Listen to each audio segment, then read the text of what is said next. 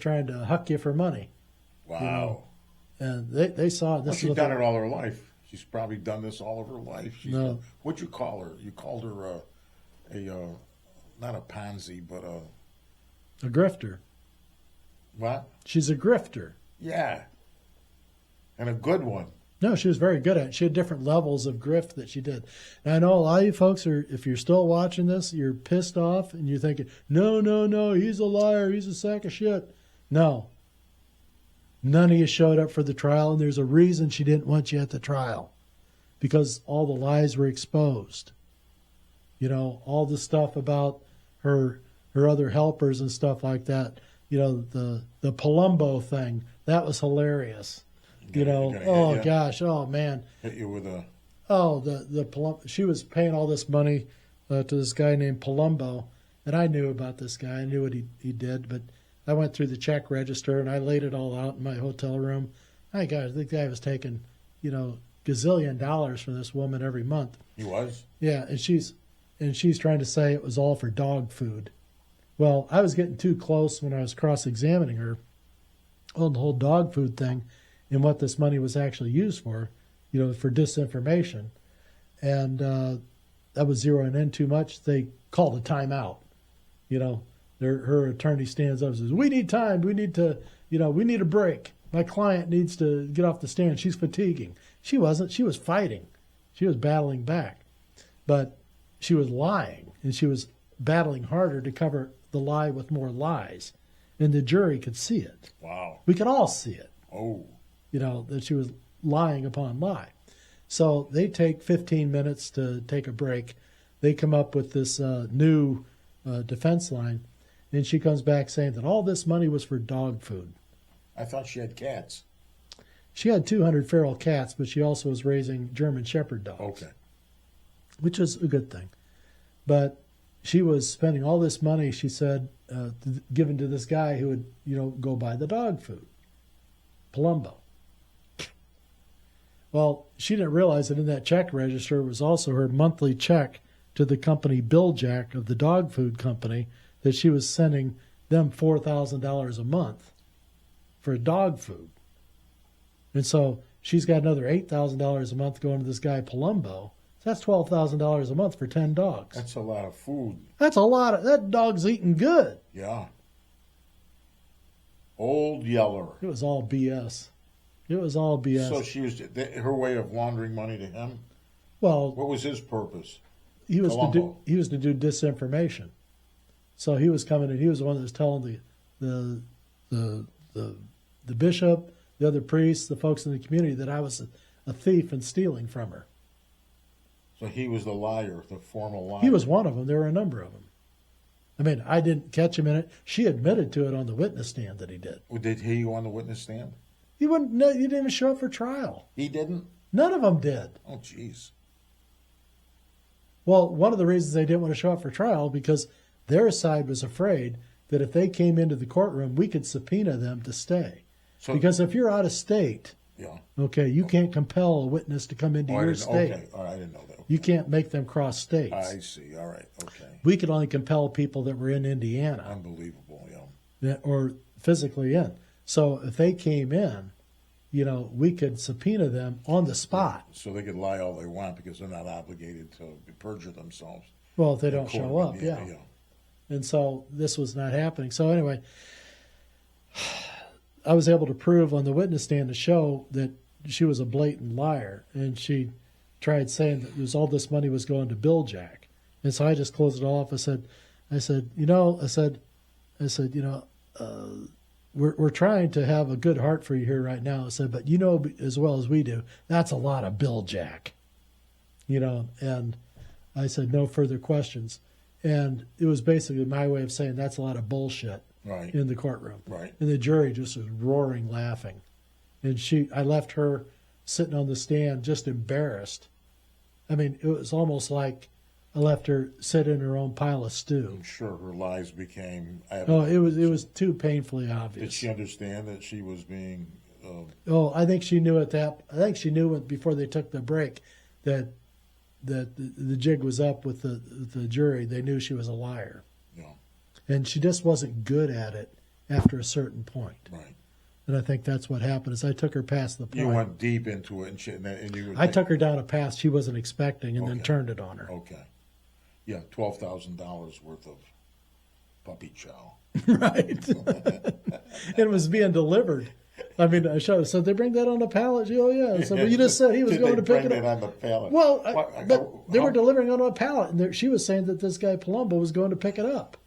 on a pallet. No, he was going to pick up other stuff, even though the company was delivering her the stuff directly. He didn't have to go pick up anything. He wasn't.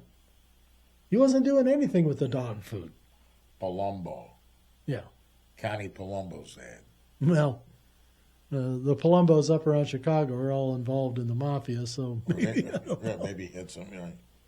I doubt he was. He was an out of work actor. So He had a SAG card. what were other things in the trial that you had to contend with? I mean, that story was fascinating with the cardinal. What other things, as you continued with the trial, comes to mind that were sense of clarity or a sense of we're winning, or at what point did you see victory? Well, it was usually when the jury would smile at me each day. You know, it was almost like you'd say good morning and thank you. So you had a relationship that Well, I mean, just I would make eye contact. I made sure I made eye contact with each person each day. You know, sometimes like, oh, you know, that's weird. You know, talking about the testimony as it's going on because they're looking at me like, what's going on here? So I don't know. Right. So they You were know, bored. because I told them in my opening argument, I said, if I know something that's going on, I'll. If I don't know, I'll do that. They said, well, you can't do that. It says it's body language. You know, I'm reacting. You know, and the judge, you know, couldn't do anything. He didn't want to shut me down because he didn't want a mistrial. You know, as it was, and I didn't have the $500,000 to pay somebody just to look at the case. Yeah, no kid. I mean- Nobody who does. I mean, Langston spent $6 million defending him. Wow. You know, and we won, but he didn't get any of that money back.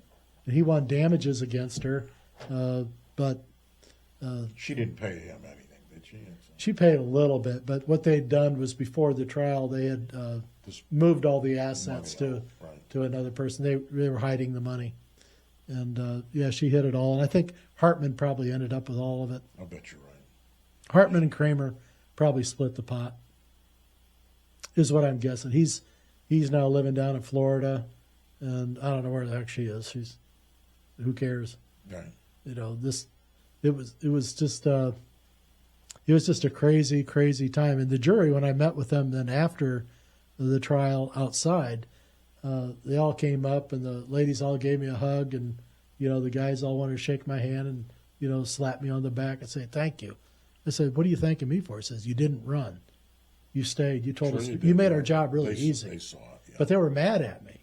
I said, what are you mad at me for? He says, because you didn't ask for damages. And I said, damages? I said, damages wasn't what, you know, is after. He said, we spent most of the day Thursday trying to give you $6 million in damages because you're the one that was hurt the most in this thing. You know, they came after you. Said, and they kept trying to go back and forth with the judge all day Thursday to try to find a legal stipulation to allow somebody to collect damages and didn't ask for them. And If had I asked for $1, they could have given me $6 million in punitive. So, but the question is, would you have been able to collect that money? Well, we won't know, but probably not because they'd already made it difficult for Langston and McCarthy to collect their, you know, $200,000 in damages. Wow, But they didn't get that. they didn't. No. See, there needs to be a mechanism to that. But you're right. Where is the money? And then they're not going to track it down. And that wasn't the point. I Yeah, not with I you, just but- wanted it over with. But with them, that was the point to get their damages. Well, it was always about money. Yeah. And I was the only one, and I was the one that made. So when the did you ju- decide you weren't going to ask for any money? Very early on, right? You're not Well, gonna- when I responded to the file, our lady just said, "Stand naked in front of the jury. I'll defend you." So you took that off the. She didn't say to ask for damages, Okay. and I really didn't know at that point that I could. Okay. But had I asked for $1, I'd have been the $6 million man. Or you kept money out of the equation, which is good. Well, money wasn't the issue, and I was trying to keep it pure. Right. No, that's good because it's money and power Well, that queers the deal. It's well, I was also fighting for the integrity of my family at that point, so it was pretty easy for me to do that because integrity can't be bought. Doesn't matter. So now one of the last things I know that a lot of the folks over in Fostoria are upset about and concerned about is a number of the documents and things like that that they had and collected and were given to them by Hartman or Kramer or whatever after the trial, all the personal documents of Sister Millie, the private letters and things like that. I know a lot of the folks are upset that the bishops didn't come asking for to see those things. They thought that the decision was made without full information. Well, a decision was made with full information because all those documents, for the most part, we had too, and I've got at least 8 to 10 bankers' boxes full of documents from that whole thing. you do. Yeah, they're up in the garage. Wow, You want some light reading? Knock yourself out. no kidding. Yeah, it'll keep you awake for the rest of your life.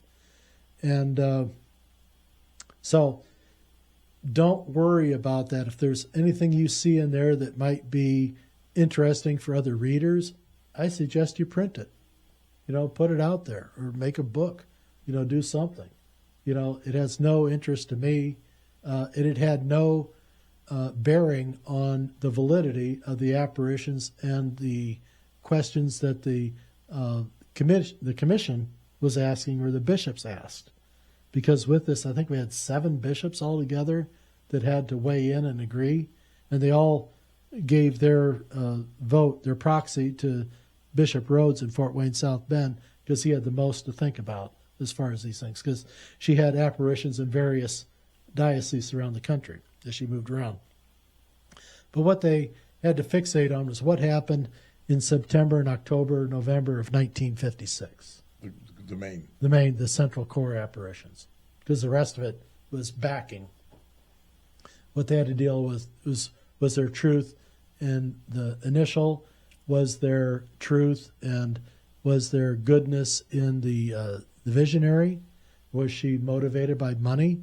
And we had to show that that was not her cause. Did Bishop Rhodes weigh in on what he thought about the apparition, and what was that he said concerning the apparition? Well, he signed the joint decree with the other bishops about that they took the middle ground, that it wasn't approved, it wasn't disproved, it was in the middle. Okay, we're waiting and seeing on the fruits. Well, there's 3 levels of determination they can make on these things. So we're safely in the middle.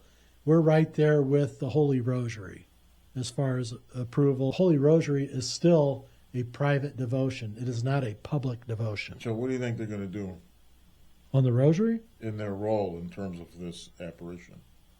Oh, they're going to wait and see what the fruits develop from it. They're going to see if there's... they're not looking so much for miracles of the body and things like that, the flesh. And what they're looking for is to see if there's big numbers turning out and asking about this, information on this, if you want to call it a devotion. I don't like that word, but these apparitions and the messages that come with it. Because like I say, I don't think it's so much a devotion as so much as it's a call to action. This isn't for Catholics, it's for everybody. It's for everyone to think about this, because we all have, we've all got skin in the game on this, and it's important. The children are what matters here. The kids. I never had kids. And it hurts me when people don't, be concerned about their kids, being put together properly to handle things if they happen to check out, if mom and dad happen to die. What's going to happen with the kid? So that's why dads, you have to engage your children. You have to endorse your daughters. Otherwise, they're going to have a septum nose ring and purple hair, and they're going to be angry about things. Right. And this is your new terrorist that's coming out. Yeah. Watch out for your daughters, because they've been made into militants, what they did was they took the Islamist approach to weaponizing our children in America. By this is the rules you have to live by. If you don't, then you're out, Right. type of thing. And they've taken this social mechanizing and they've put it on our kids, and it worked extremely well, and it's working extremely well on our young girls, because our young girls are the ones that express these manias when they happen. Like Beatlemania, Taylor Swift mania. Get swept up in it. Yeah, they get swept up in it, and it becomes a social, encouraging thing that they all take part in, and it's hard to get them off of that Yeah, right. because it's socially. But this is how girls are wired; they're for social. Right. Boys are more about results orienting. But as far as these old documents and things like that, I say, yeah, if you find them interesting, I'm sure your other friends out there are going to find them interesting too. And I'm sorry to have given folks such bad information, the bad story to the truth. Sorry, But you that's need what to it know is. the That's truth. what it is, yeah. The woman had a lot of stories, and she had a lot of she took a lot of hostages along the way, and she did it even to her own lieutenant there, Audrey Frank. Right. Turned on her at the end. A lot of folks don't know about what happened with Audrey Frank. What happened on that? Well, Audrey Frank ended up, when the struggles were happening with the court case and all like that, well, she was from California. She went back to California with her husband, Mark, and the kids. She had, I think, 2 boys. Anyway, Audrey suffered a terrible stroke, and she ended up in a nursing home. Ooh. Well, during the depositions and things like that, the word started getting out, and the questions started circulating around Patty Fuller, more so about some of the things that have been done, some of the things that have been done with the copyrights and trademarks and things like that, which Audrey was aware of. Now, you folks are not going to like this. You're really not going to like this. But here's the truth. Patricia Fuller and her group applied for the copyrights and trademarks for the messages in this book. They applied for them under Millie's name. Millie never signed the documents. The signatures on the applications were forged. So, and then they used a California citizen to be the registered agent for these copyrights and trademarks, so that any notices from the U.S. offices would go to this home in California and not to Millie's home in Fostoria, Ohio. They didn't want Millie knowing anything about it. And so they did this, and one of their big mess-ups on it was, well, in the very beginning when I got involved with Father Havel back in 2001, I had Father Havel look into it a bit to see if she was a nun. He couldn't find anything about her being a nun. And so he was looking, asking the right people at the diocese and other places. He says, she's not a nun. She might be living as a professed religious on her own, but that's not a nun. And I said, I understand. And then I said, what about the copyrights and trademarks? And he said, well, those are problematic then too, because if these were filed for while she was a nun in good standing with the precious blood, she couldn't hold those herself. Those would have to go to the order. And so I don't know exactly what year these trademarks and copyrights were filed for, but if it was after 1977, it was way too late for anything not to be in the public domain at that point. But when they filed under Millie's name, they used the wrong name. They use. Well, as a professed religious and being a nun with the precious blood, her name was Sister Marie Ephraim. Okay? And so she signed all her official documents with the precious blood as Sister Marie Ephraim. Well, things got sloppy over time, and people, when they referred to her in the convent and others, they just called her Millie. She was just always Millie, little Millie, all her life. Millie, Millie, Millie. Well, somebody got sloppy, and they started calling her Sister Mary Ephraim, which is fine. Mary, Marie, a different derivative of the same thing. But on an official document, you got to use the right name, no matter what they may call you as a pet name or something like that. Well, when they filed for the legal documents, they used Sister Mary Ephraim, when it should have been Sister Marie Ephraim. And that caught my eye, caught Father Havel's eye.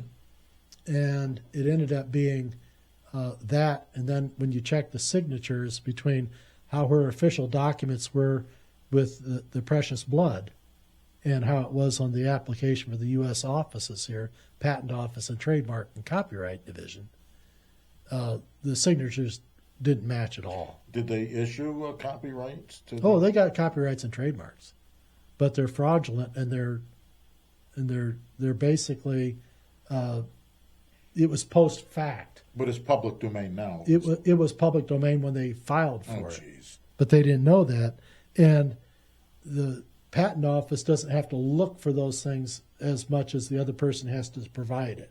Okay. And so it was a fraudulent application, but they were trying to do it and do a get around on it because it was after money. Everything was about money. That they saw patents and copyrights and trademarks as being valuable. And that was what they wanted to sue me for, is that I was trying to steal a devotion to Our Lady of America when I had never done anything. I never printed anything. I never, made my own medals or anything. You bought them. I bought everything from them. So how are you complaining about me?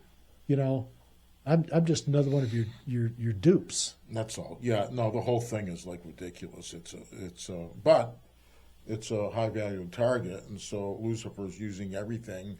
Oh yeah, confusion now is what it is. To bring it in, but the devotion will depend on our Lord's deciding to do what He wants to do for the glory of the Father and salvation of souls. But we do know that this is going to go down and happen. We don't know when. We don't know how God is going to wire it. As far as Larry's story, well, what else do we have, Larry, in terms of when you won? Did they appeal? Oh, they appealed it to the appellate court in Chicago. I had to go up and I had to appear there and do my briefs for there. And the appellate court in Chicago upheld the decisions of the jury. How long does it take when you present that they decide to make a decision? Is it weeks or months or? No, it was more like a year and a half. Wow. Yeah, you're waiting. You're waiting a long time. So you win that in the appellate in Chicago. Right. Now, does it go any further? They appealed again to the U.S. Supreme Court. And what did they say?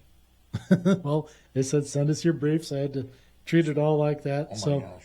So it got to the point of it came up for review, and Amy Coney Barrett happened to be up there at that time, and they had basically said, no, we're not going to look at this. There's nothing to look at here. This has all been adjudicated. She was the Catholic girl, so she probably was amused by it. Well, they had done a review on me out of Chicago. They want to know, who is this guy Larry Young? They knew who McCarthy was. They knew but who was this Larry Young, and why did he go in there and upset this trial so much? So she wanted to know, and he's just a guy. How did a guy with no attorney go in and upset a federal case? That's interesting. I told the truth. Of course. Did you have any insight, or did she have any insight about that apparition? Who, Amy Coney Barrett? Amy Coney, yeah. I have no idea, but her husband's uncle is Kevin Barrett, and he comes over and says Mass on a regular basis. She had to have some insights. Well, I think she does now. Okay. And she did probably then, but, Right. What help is that? The main thing is that they didn't see me as a crackpot. They didn't see me as a troublemaker. They saw me as a victim. And I think that's what the jury saw me as, definitely. So you're victorious, even to the point of the Supreme Court. Right. Once the dust settles, where do you go? What do you do? What is your position? I mean, you've gone through divorce. After this, Yeah, where do you go? I'm selling my house. I'm leaving. Where'd you go? Where did I go? Did you go down to Florida? No. You're either talking about now or are you talking about then? Then. Oh, 2018. 2016, I got out of the Midwest. I needed to try building a business. And so I was either going to go to Florida or Texas because they have no state income tax. Okay. And so I chose Texas just because I like it down there an awful lot. And so I moved to Dallas, didn't know anybody, just moved in and got to work, met some great people, Yeah. and had a business, had it going. It was going pretty well until 2018 came along and the hearings with the Supreme Court came up, and we got the win on that. Langston-Camp asked me to come up and help him get things registered with the local bishop, being Kevin Rhodes and whatnot. So we met at the Dean of Law offices at Notre Dame, on the Notre Dame campus. And the guy who built those offices there was our friend Dave Link. Was Dave there during that? No, Father David